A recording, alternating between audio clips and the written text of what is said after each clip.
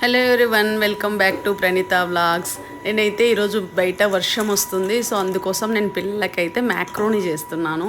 వాటర్ను బాగా బాయిల్ చేసి కొద్దిగా ఆయిల్ వేసేసి మ్యాక్రోనీ వేసాను. ఒక పక్క చాయ్ ఉడుకుతూ ఉంది. అది మ్యాక్రోనీ అయితే దాదాపు బాగా ఉడికిపోయింది. ఆకలి అంటున్నాడు మా చిన్నోడు, సో దీనికోసం నేను ఇప్పుడు ఫ్రై చేస్తా.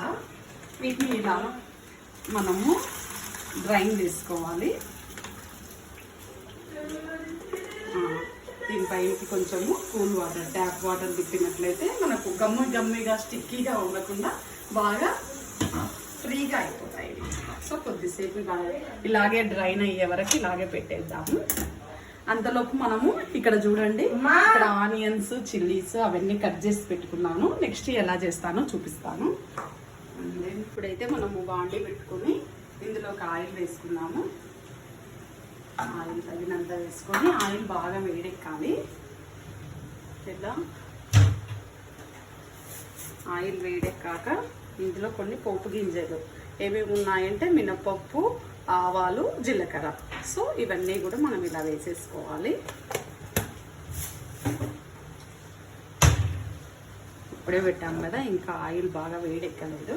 ఆయిల్ వేడెక్కిన తర్వాత అవన్నీ వేసేసి కొంచెం ఫ్రై అయిన తర్వాత ఆనియన్స్ ఇక్కడ కట్ చేసి పెట్టుకున్నాం కదా, ఆనియన్స్ అండ్ చిల్లీస్, సో ఇవి వేసేద్దాం. చూడండి, ఇవి బాగా వేడెక్కినాయి, రెడ్డిష్గా అయినాయి. సో ఇప్పుడు ఆనియన్స్, పచ్చిమిర్చి అండ్ కరివేపాకు ఇవన్నీ కూడా వేసేసుకున్నాము. కొంచెం ఫ్రై అయిన తర్వాత వీటిలోకి అన్నీ పార్ట్గా మనం యాడ్ చేసుకోవాలి.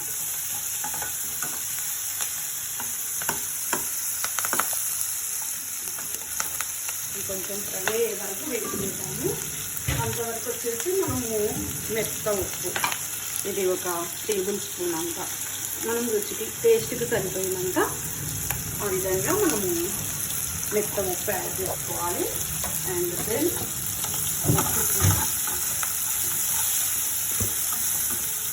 కొద్దిగా టర్మరిక్ పౌడర్ పసుపు వేసుకోవాలి. దాన్ని కూడా అలా బాగా కలుపుకోవాలి. ఆ తర్వాత కొంచెం ఫ్రై అయ్యే వరకు వెయిట్ చేద్దాము. ఆనియన్స్ అయితే దాదాపు ఫ్రై అయిపోయినాయి, ఆనియన్స్ అండ్ చిల్లీస్ ఇలా. సో ఇప్పుడు వచ్చేసి కొద్దిగా చీనా సాల్ట్, సో ఇలా కొంచెం టేస్ట్ కోసం అంటే స్మాల్ పించ్.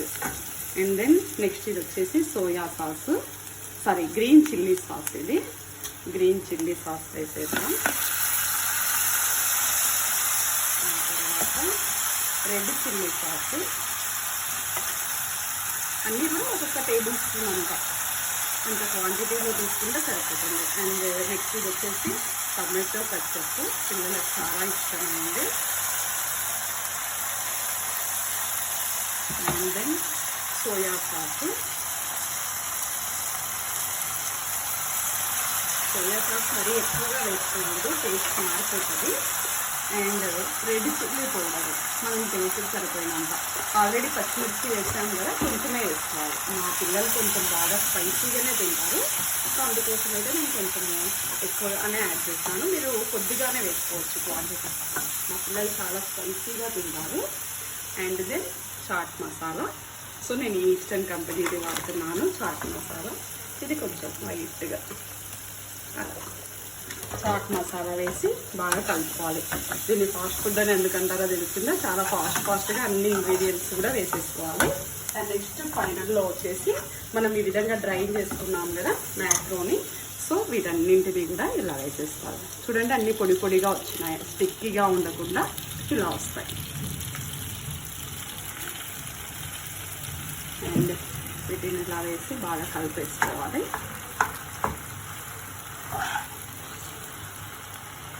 ఇలా అండి బాగా కలిపేసుకోవాలి. వీటిని మ్యాక్రోనీ అంతా కూడా బాగా కలిపేసుకొని దీన్ని కొంచెం ఒక 2 నిమిషాలు ఇలాగే మగ్గనివ్వాలి. చూడండి, అన్నీ బాగా కలిసిపోయినాయి. సో నెక్స్ట్ వీటిపైన వచ్చేసి మనం లైట్గా అలా సన్నగా తరిగినటువంటి కొత్తిమీర, ఇంకా నెక్స్ట్ దీనిలోనికి ఒక లెమన్, ఆనియన్స్ ఇచ్చినామంటే పిల్లలు బాగా ఎంజాయ్ చేస్తూ తింటారు. ఆల్మోస్ట్ అయిపోయింది. ఇది ఒక 2 సెకండ్స్లో బంద్ చేస్తున్నాము.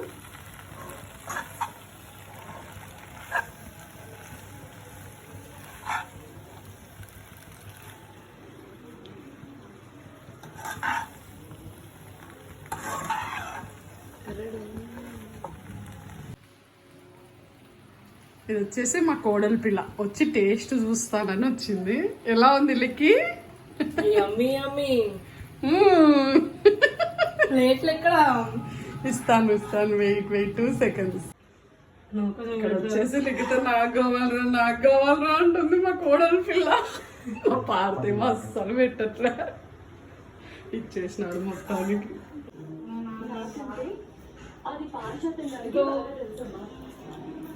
గెటప్ నీతో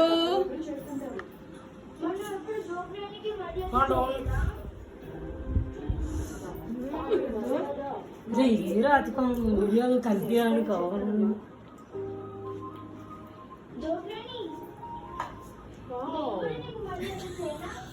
క్రియేటివ్